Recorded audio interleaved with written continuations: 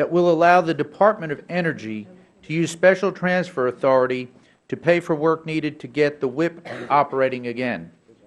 There's been some misunderstanding about this provision, and valid concerns have been expressed that it would adversely affect NNSA defined benefit pension plans. This is not the case, and I'm offering an amendment to clarify it.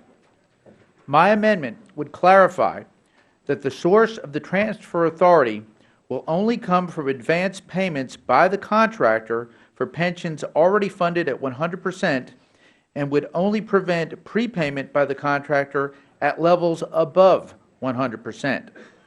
Mr. Chairman, my amendment would further clarify that no transfer funds should come from money already in pension plan or reduce payments below statutory requirements. Neither of these options were possible under the existing bill language, but I wanted to make sure that there was no confusion on this important issue.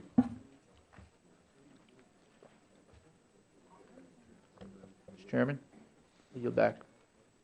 Mr. Simpson.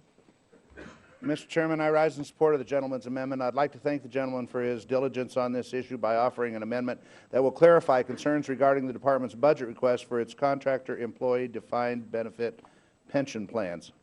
This bill contains a provision that allows the Department of Energy to transfer funds that it assumed it would need to pay in fiscal year 2015 as a cost of doing business at the NNSA National Laboratories. Over the past few years, we've seen the Department overestimate the costs of its pension plans in the budget request and end up with large windfalls when those costs do not materialize. This year, the Special Transfer Authority will allow the Department to transfer those savings to Defense Environmental Cleanup, where it will be needed to pay for the recovery of the Waste Isolation Pilot Plant, WIP.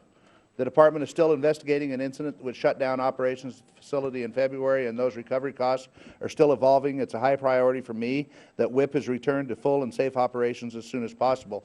Since all committee and House members were not able to read the report language which accompanies the bill when it was released, there are some misunderstandings regarding the funding source of the Special Transfer Authority and expressions of concern that it would adversely affect contributions made into the Department's contractor-employee pension plans. However, I'd like to assure members that the full funding provided for individual activities in this bill will meet all requirements for contractor-employee pensions, which are contractual obligations assumed by the Department as part of its maintenance and operating contracts. The gentleman's amendment is important, and again, I'd like to thank the gentleman for his work on this issue in that it will narrow the direction in the report to apply only to those advanced payments for plans that are already very well funded. The gentleman's amendment will also make sure that the Department does not take advantage of the report language to shortchange payments to those plans where there is a credible, resource-informed justification for making those advanced payments. The gentleman is doing a great service to make certain these oversight actions do not unintentionally adversely impact his constituents. I support this amendment and hope all members do. Is there further discussion? Hearing none. Mr. Fleischmann is recognized to close.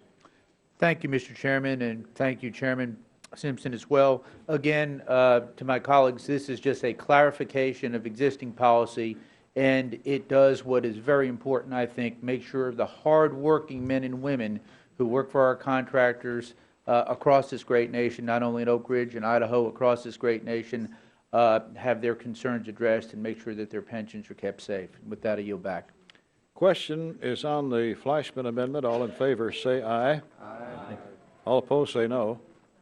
The ayes have it. The amendment is agreed to. Mr. Graves. Thank you, Mr. Chairman. I have an amendment at the desk. Clerk will